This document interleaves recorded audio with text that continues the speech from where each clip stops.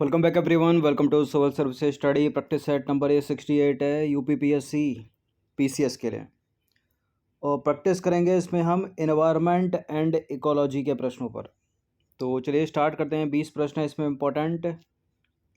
इस test series की playlist बना रखी है, वहाँ पर आप टेस्ट नंबर 1 से लेकर 68 तक पहुँच सकते हैं। डिस्क्रिप्शन बॉक्स में लिंक है उसका।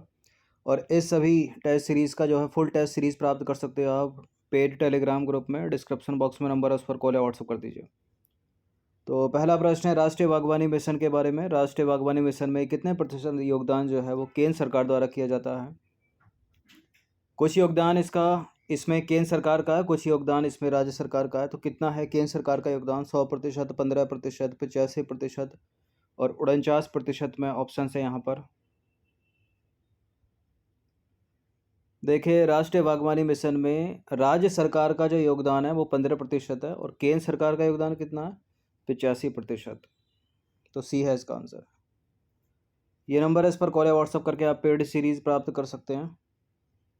तो राष्ट्रीय बागवानी मिशन केंद्र सरकार द्वारा प्रायोजित है। यह कृषि विभाग द्वारा चलाया गया है और इस कार्यक्रम के अंतर्गत 85% योगदान केंद्र सरकार द्वारा और 15% योगदान जो है राज्य सरकार के द्वारा किया जाता है। फसलों का चक्रीकरण, इनमें से कोई एक आंसर होगा। इस प्रणाली में एक ही खेत में एक ही प्रकार की फसलें एक के बाद एक के क्रम में उगाई जाती हैं। इस प्रणाली में एक ही खेत में अलग अलग प्रकार की फसलें एक के बाद एक के क्रम में उगाई जाती हैं। इस प्रणाली में एक खेत में बिना सिंचाई के फसलें उगाई जाती हैं। इस प्रणाली में केवल जैविक उर्वरकों का उपयोग करके फसलें उगाई जाती हैं। ये तो ऑर्गेनिक फार्मिंग के बारे में बोल रहा है, जैविक कृषि के बारे में। यहाँ उत्तर हो जाएगा ऑप्शन नंबर बी। इस प्रणाली में एक ही खेत में अलग अलग प्रकार की फसलें एक के बाद एक के क्रम में उगाई जाती हैं। तो फसलों के चक्रीकरण की बात करें तो इस प्रणाली में एक ही खेत में अलग अलग प्रकार की फसलें जो हैं वो एक ही खेत में एक के बाद एक के क्रम में उगाई जाती हैं और इस पद्धति में कीटों और बीमारियों पर नियंत्रण हो जाता है। ठीक है, भूमि के उपजाऊपन में वृद्धि होती है तथा मृदा अपरदन में कमी आती है। तो कितना जरूरी है फसलों का चक्रीकरण? क्वेश्चन नंबर 3 है, निम्नलिखित में से कौन सा या से नाइट्रोजन युक्त खाद हैं या उर्वरक हैं? इंग्लिश में बोलते हैं इनको fertiliser. Ammonium sulphate, ammonium nitrate, urea, सभी कौन सा है इसमें? सारे हैं ये। तो सबसे पहले उर्वरक की बात करें यानी फर्टिलाइज़र की या खाद की, तो उर्वरक वे पदार्थ हैं जिन्हें पौधों के स्वस्थ विकास के लिए मिट्टी में मिलाया जाता है, मृदा में मिलाया जाता है और ये उर्वरक मृदा में खोए हुए पोषक तत्वों को पुनः स्थापित कर देते हैं। नाइट्रोजन युक्त खाद या उर्वरक की बात करें तो ऐसे उर्वरक जिनमें नाइट्रोजन पाई जाती है, कौन कौन से हैं वो? यूरिया, अमोनियम नाइट्रेट और अमोनियम सल्फेट। क्वेश्चन नंबर 4 पर आ जाइए। निम्नलिखित में से कौन सी जैविक खाद की मुख्य किस्म या किस्में हैं? नीली हरी शैवाल, एजोटोबैक्टर जैव उर्वरक, राइजोबियम जैव उर्वरक, ये सभी।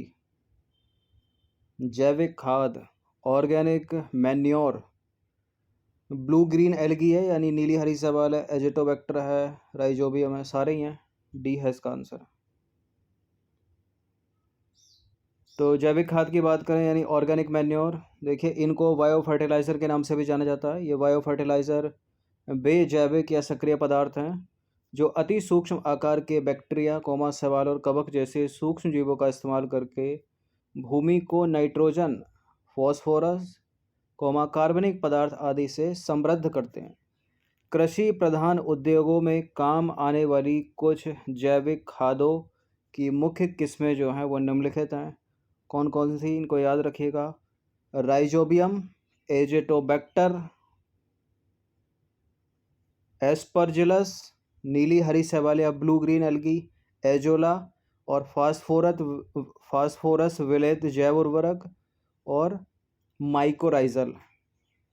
ठीक है, न केवल स्टेट पीसीएस के लिए बल्कि यूपीएससी ने भी कई बार सवाल किया है वाला। 5वां प्रश्न है, निम्नलिखित कथनों पर विचार कीजिए। दो स्टेटमेंट वाला इस सवाल बताने के इनमें से कौन सा करेक्ट होगा? राइजोबियम फलीदार पौधों की जड़ों में पाए जाने वाले एक प्रकार का सहजीवी बैक्टीरिया है। ठीक है, सहजीवी जीवाणु है यानी सिम्बायोटिक बैक्टीरिया। एजेटोबैक्टर वायवीय स्वतंत्र जीवी मृदा में वास करने वाले नाइट्रोजन स्थिरीकारक जीवाणु हैं। एजेटोबैक्टर, बिल्कुल ये करेक्ट है, दोनों के दोनों स्टेटमेंट सी है इसका आंसर।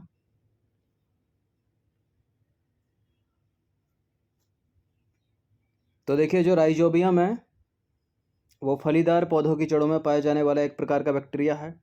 ठीक है, एजिटोबैक्टर जो है वायवीय स्वतंत्र जीवी मृदा में वास करने वाले नाइट्रोजन स्थिरीकारक जीवाणु हैं। ये जीवाणु वृद्धि करने वाले हार्मोन्स का उत्पादन करते हैं जो कि पौधों की वृद्धि एवं उनकी उपज बढ़ाने में सहायता करते हैं। नंबर 6 पर आ जाइए। पौधों में सूक्ष्म पोषक तत्व है, कौन से इसमें सूक्ष्म पोषक तत्व है? नाइट्रोजन तो मुख्य पोषक तत्व है तो इसको हटा दीजिए। यहाँ जो सूक्ष्म, ये मुख्य पोषक हो गया। सूक्ष्म पोषक तत्व होंगे लोहा, जिंक, मैग्नीज। ठीक है, आयरन, जिंक और मैग्नीज, ऑप्शन नंबर सी। तो सबसे पहले आ जाइए पोषक तत्व की, उसमें होते हैं ये 3 मुख्य पोषक तत्व, सूक्ष्म पोषक तत्व और गौण पोषक तत्व। ये अलग अलग करने के लिए पूछ ले जाते हैं।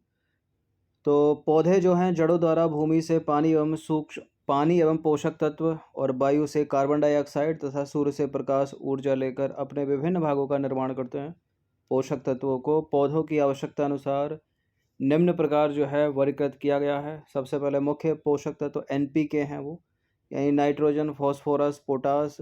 और जो गौण पोषक तत्व हैं वो कैल्शियम है, मैग्नीशियम और गंधक है। और जो सूक्ष्म पोषक तत्व हैं वो है लोहा हो गया, जिंक हो गया, कॉपर हो गया, मैग्नीज हो गया, ठीक है, मोल्बिडेनम हो गया, बोरॉन हो गया और क्लोरीन हो गया। बहुत ज़्यादा जो पूछे जाते हैं सूक्ष्म पोषक तत्व हैं, बोरॉन बहुत पूछा जाता है, जिंक बहुत पूछा जाता है, लोहा बहुत पूछा जाता है और मैग्नीज बहुत पूछते हैं। निम्नलिखित को सुमेलित करना है, कर दोगे। रजत क्रांति, नीली क्रांति, गोल क्रांति, सुनहरी क्रांति। ये नीली क्रांति बहुत पूछते हैं एग्जाम में। ठीक है, ब्लू रेवोल्यूशन जो कि है मत्स्य उत्पादन से। रजत क्रांति मिला दीजिए अंडा उत्पादन से। गोल क्रांति आलू उत्पादन हो गई, सुनहरी क्रांति हो गई फल उत्पादन। तो ए का 2 हो गया, बी का 1, ए का 2, बी का 1। जहाँ ए का 2 नहीं है उसको हटा दीजिए। ए का 2, बी का 1 दो में है, यानी आंसर ए भी हो सकता है और सी भी हो सकता है, लेकिन यहाँ से एलिमिनेट हो जाएगा। सी का 4 है और डी का 3 है, तो सी है इसका आंसर। देखिए, भारत में कृषि उत्पादन को बढ़ावा देने हेतु हरित क्रांति के तर्ज पर खाद्य विशेष के लिए अलग अलग क्रांति की शुरुआत की गई। ये क्रांतियां निम्नलिखित हैं, जैसे कि गोल क्रांति आलू उत्पादन से संबंधित है, रजत क्रांति अंडा उत्पादन से संबंधित है। ये पूछे जाते हैं साल दर साल प्रश्न। इस बार पूछा गया था UPPCS में ये सवाल। गोल क्रांति आलू उत्पादन, रजत क्रांति अंडा उत्पादन, सुनहरी क्रांति फल उत्पादन, गुलाबी क्रांति झींगा उत्पादन, श्वेत क्रांति हो गई दुग्ध उत्पादन से। ठीक है, नीली क्रांति बहुत पूछते हैं इसको मत्स्य उत्पादन से। धूसर क्रांति हो गई उर्वरक उत्पादन से। एक लाल क्रांति पूछ लेते हैं, लाल क्रांति टमाटर उत्पादन या फिर मांस उत्पादन। क्वेश्चन नंबर 8 पर आ जाइए। क्वेश्चन क्या है कि भूमि की उत्पादकता को बनाए रखने के लिए फसल चक्रण प्रणाली पर जो है बल दिया जाता है। इस संदर्भ में निम्नलिखित में से कौन सा कथन जो है वो सही है? तो 3 स्टेटमेंट वाला ये सवाल है फसल चक्रण से रिलेटेड। ठीक है, अधिक सिंचाई की आवश्यकता वाले पौधों को कम सिंचाई वाले पौधों के बाद बोया जाता है। और दूसरा स्टेटमेंट है कम खाद की मांग वाली फसलों को अधिक खाद की मांग वाले फसलों के बाद बोया जाता है। और फलीदार पौधों को गैर फलीदार पौधों के पहले बोया जाता है। बताइए कौन सा करेक्ट है? देखिए, जिन पौधों को सिंचाई की अधिक आवश्यकता होती है उसको पहले बोया जाता है। ठीक है, और जिनको कम सिंचाई की आवश्यकता होती है उन फसलों को अधिक सिंचाई वाली फसलों के जो है बाद में बोया जाता है। तो पहला स्टेटमेंट गलत है। ठीक है, और दूसरा वाला क्या है, कम खाद की मांग वाली फसलों को अधिक खाद की मांग वाली फसलों के बाद बोया जाता है, ये भी गलत है। पहले बोई जाएंगी अधिक खाद की मांग वाली फसलें, उसके बाद कम खाद की मांग वाली फसलें। फलीदार पौधों को गैर फलीदार पौधों के पहले बोया जाता है, ये भी गलत है। फलीदार पौधों को गैर फलीदार पौधों के बाद में बोया जाता है। तो सही पूछा, सही तो कोई है नहीं, तो डी है इसका आंसर। उपरोक्त में से कोई भी सही नहीं है। ये नंबर है, इस पर कॉल या व्हाट्सअप करके जो है आप इन सभी टेस्ट का PDF प्राप्त कर सकते हो, जो मिलेगा आपको पेड टेलीग्राम ग्रुप में ही। तो देखिए, फसल चक्रीकरण भूमि की उत्पादकता को बनाए रखने के लिए एक प्राकृतिक विधि है। इस प्रक्रिया में निम्नलिखित कारकों को ध्यान में रखा जाता है, जैसे कि फलीदार पौधों को गैर फलीदार पौधों के बाद ही बोया जाता है, पहले नहीं। जिन पौधों को कम पानी की आवश्यकता होती है उन्हें अधिक सिंचाई के वाले पौधों के बाद ही बोया जाना चाहिए, ठीक है। और अधिक खाद की मांग वाले पौधों की किस्मों को कम खाद की मांग वाली फसलों के पहले जो है वो बोया जाना चाहिए। क्वेश्चन नंबर 9 पर आ जाइए। गहन निर्वाह कृषि के संदर्भ में निम्नलिखित कथनों पर विचार कीजिए, बताइए कि इनमें से कौन सा सही नहीं है। गहन निर्वाह कृषि बड़े भूखंड पर की जाती है। इसकी मुख्य फसल गेहूं है और यह कृषि विश्व में केवल भारत के उत्तर पूर्वी प्रदेशों में की जाती है। देखिए, ऐसा तो हो ही नहीं सकता, और दुनिया में जगह नहीं है क्या कोई कि केवल भारत के नॉर्थ ईस्ट वाले क्षेत्र में ही होगी ये। तो तीसरा तो बिल्कुल गलत है, ठीक है। यानी अपना आंसर केवल 3 भी हो सकता है, 3 तो होगा ही होगा। गहन निर्वाह कृषि है तो यानी निर्वाह के लिए की जाएगी, तो छोटे भूखंड पर होगी ना, ये बड़े पैमाने पर थोड़ी होगी। गलत है पहला वाला स्टेटमेंट भी। अभी तीसरा गलत हुआ, अभी पहला गलत हुआ, तो इसका आंसर होने की संभावना फिर डी हो गई, क्योंकि अपने को गलत पूछना है। अब 1 और 3 तो है नहीं किसी में, ठीक है, क्योंकि इसकी जो मुख्य फसल है वो चावल होती है, गेहूँ नहीं होती, तो ये भी गलत है। तो गहन निर्वाह कृषि की बात करें तो निर्वाह कृषि का एक प्रकार है। इसके अंतर्गत किसान जो है छोटे भूखंड पर खेती करता है, ठीक है ना, कि बड़े भूखंड पर। छोटे भूखंड पर साधारण और अधिक श्रम से जो है खेती की जाती है। अधिक धूप वाले दिनों से युक्त जलवायु और उर्वर मृदा वाले खेत में एक वर्ष में जो है एक से अधिक फसलें जो है उगाई जा सकती हैं। और यहाँ की जो मुख्य फसल होती है वो चावल होती है, और अन्य फसलों में गेहूँ, मक्का, दलहन और तिलहन भी शामिल है। 10वां प्रश्न है, आदिम निर्वाह कृषि के अंतर्गत शामिल हैं स्थानांतरित कृषि और चलवासी पशुचारण कृषि, शुष्क भूमि कृषि और आर्द्र भूमि कृषि, मिश्रित कृषि और रोपण कृषि, सिंचित कृषि और वर्षा निर्भर कृषि। आदिम निर्वाह कृषि में कौन सा होगा इसका? ए हो जाएगा स्थानांतरित कृषि और चलवासी पशुचारण। तो आदिम निर्वाह कृषि के अंतर्गत स्थानांतरित कृषि और चलवासी पशुचारण शामिल है, ठीक है। स्थानांतरित कृषि तो कई बार हमने बताया है, चलवासी पर भी चर्चा हुई होगी। देखिए, स्थानांतरित कृषि की बात करें तो यह अमेजन बेसिन के सघन वन क्षेत्रों में, उष्णकटिबंधीय अफ्रीका में, दक्षिण पूर्वी एशिया और उत्तर पूर्वी भारत के क्षेत्र में प्रचलित है। यहाँ वृक्षों को काटा जाता है और जलाकर भूखंड को साफ किया जाता है तथा मक्का, रतालू, आम, कसाबा जैसे फसलों को जो है उगाया जाता है। चलवासी पशुचारण की बात करें तो यह सहारा के शुष्क और अर्ध शुष्क सहारा के अर्ध शुष्क और शुष्क प्रदेशों में जो है मध्य एशिया और भारत के कुछ भागों जैसे कि राजस्थान एवं जम्मू कश्मीर में प्रचलित है।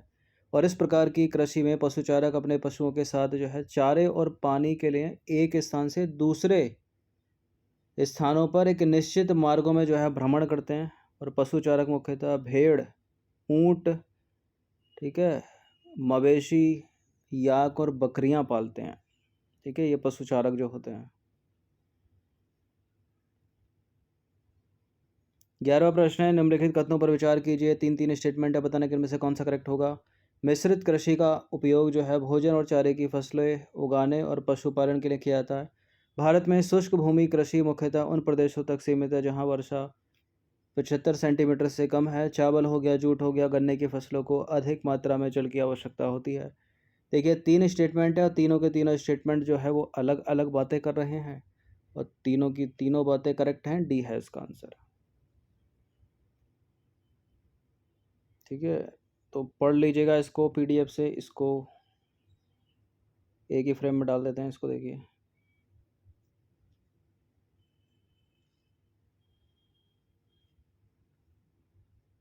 बारहवां प्रश्न है, निम्नलिखित कथनों पर विचार कीजिए, 2 स्टेटमेंट के साथ बताइए इनमें से कौन सा करेक्ट होगा। संरक्षण जुताई कृषि के अंतर्गत आधुनिक सिंचाई के तरीकों जैसे कि ड्रिप और स्प्रिंकल का प्रयोग जो है वो किया जाता है, ठीक है। स्प्रिंकलर। संरक्षण जुताई कृषि ग्लोबल वार्मिंग को कम करने में मददगार है। कम करती है, बढ़ाती है? कम ही करती है, करेक्ट है। दोनों के दोनों स्टेटमेंट सी है इसका आंसर।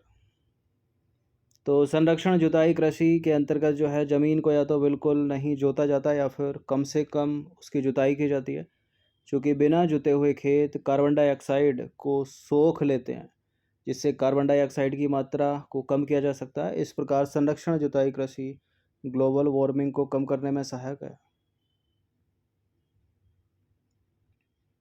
क्वेश्चन नंबर 13 पर आ जाइए। निम्नलिखित में से जैविक कृषि के अवयव हैं? कार्बनिक खाद, जैविक खरपतवार नियंत्रण पद्धति, ए और बी दोनों, इनमें से कोई नहीं। अधिकतर प्रश्न में ऐसे प्रश्नों में आपने देखा होगा, अगर प्रीवियस ईयर के प्रश्नों को उठाकर देखो किसी भी स्टेट पीसीएस के, तो ये वाला स्टेटमेंट ज़्यादा सही हुआ है। कितना सही हुआ? कम से कम 85%। इसमें लिखा होता है ना ए और बी दोनों, तो वो सही हो जाते हैं।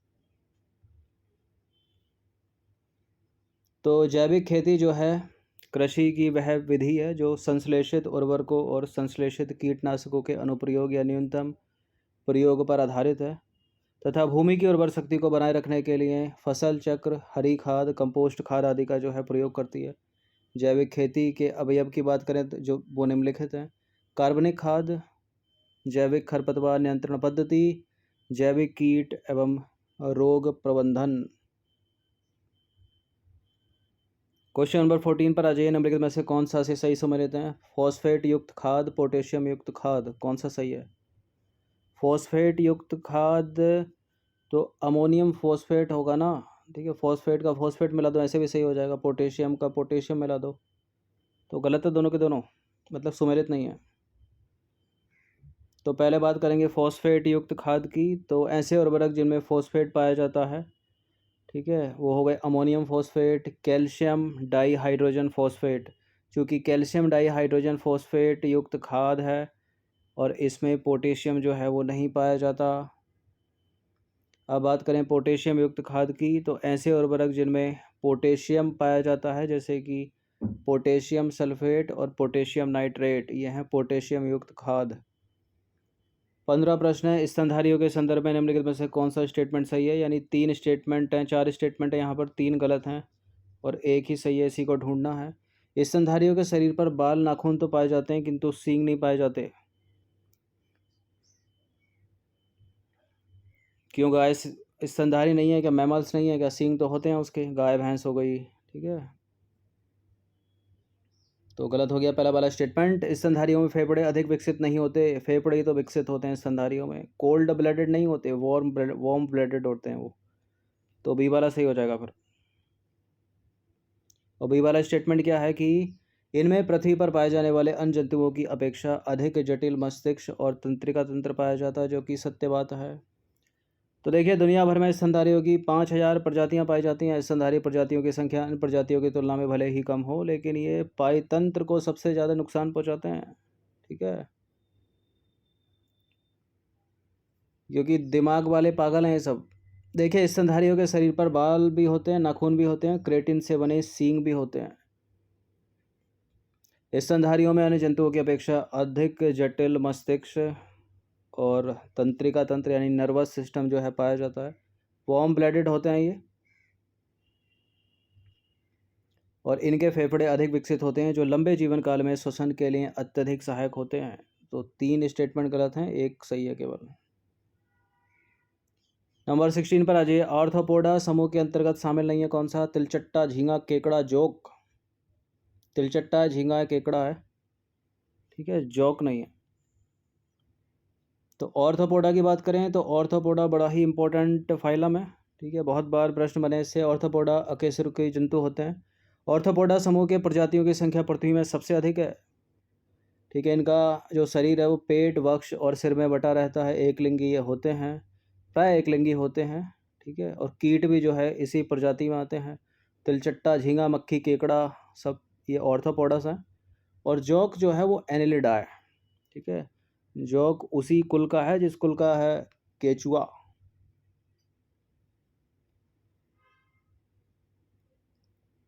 क्वेश्चन नंबर 17 पर आ जाइए। आयुसीएन वर्गीकरण के अनुसार जंगली गधों को किस श्रेणी में रखा गया है?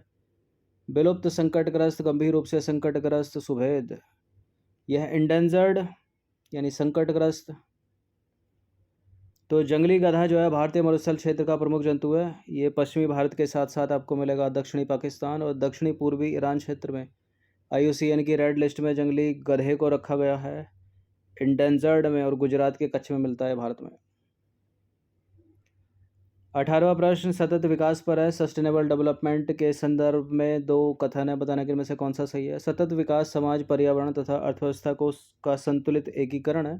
सतत विकास की आधुनिक संकल्पना द ब्रंटलैंड रिपोर्ट हमारा साझा भविष्य से प्राप्त की गई है। बिल्कुल, ये दोनों के दोनों स्टेटमेंट करेक्ट हैं, सी है इसका आंसर। तो सतत विकास यानी एक ऐसा विकास जो आने वाली पीढ़ियों के हितों से समझौता किए बिना वर्तमान पीढ़ी की आवश्यकता को पूरा करे। दूसरे शब्दों में सतत विकास समाज, पर्यावरण और अर्थव्यवस्था का संतुलित एकीकरण है।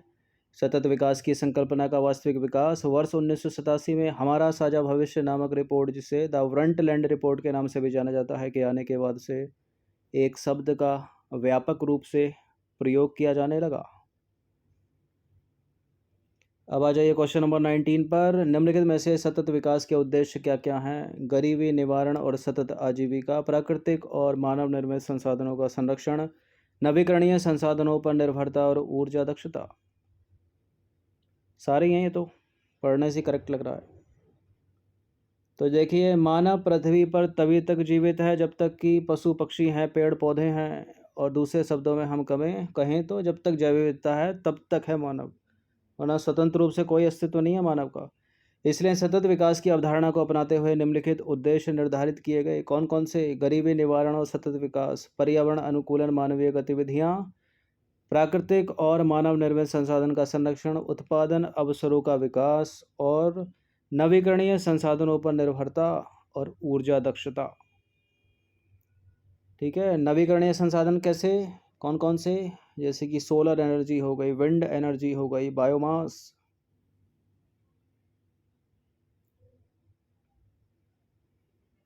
बीसवां प्रश्न है, भारत द्वारा अंतर्राष्ट्रीय सौर गठबंधन का निर्माण किस सम्मेलन के अंतर्गत हुआ? पेरिस सम्मेलन। देखिए, नवीकरणीय स्रोतों पर अपनी निर्भरता बढ़ाने के लिए वर्ष 2015 में COP21 पेरिस सम्मेलन के दौरान भारत एवं फ्रांस के द्वारा अंतर्राष्ट्रीय सौर गठबंधन की शुरुआत हुई थी। इन दोनों देशों का नाम याद रखिएगा और ये सन याद रखिएगा। तो 20 प्रश्न हैं इंपॉर्टेंट एनवायरनमेंट और इकोलॉजी के, अच्छे से इनकी प्रैक्टिस कर लीजिएगा। इन सभी टेस्ट का PDF प्राप्त कर सकते हो, ये जो नंबर है इस पर कॉल या व्हाट्सअप करके।